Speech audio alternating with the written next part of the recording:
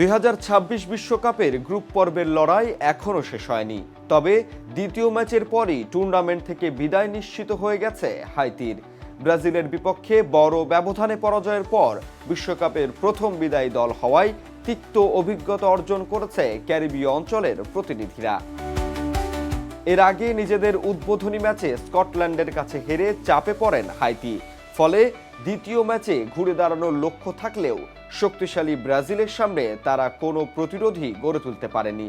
টানা 2 পরাজয়ে 0 পয়েন্ট নিয়ে তাদের বিশ্বকাপ যাত্রা কার্যত শেষ হয়ে গিয়েছে। ফার্ম ফ্রেশ পাস্তুরিত তরল দুধ, বেশি ভালো দুধ।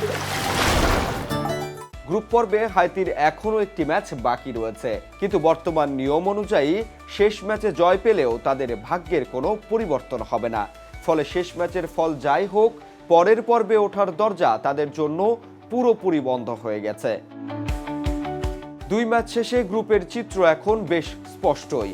ব্রাজিল ও মরক্কো 4 পয়েন্ট করে নিয়ে সুবিধাজনক অবস্থানে রয়েছে। অন্যদিকে স্কটল্যান্ডের ঝুলিতে আছে 3 পয়েন্ট।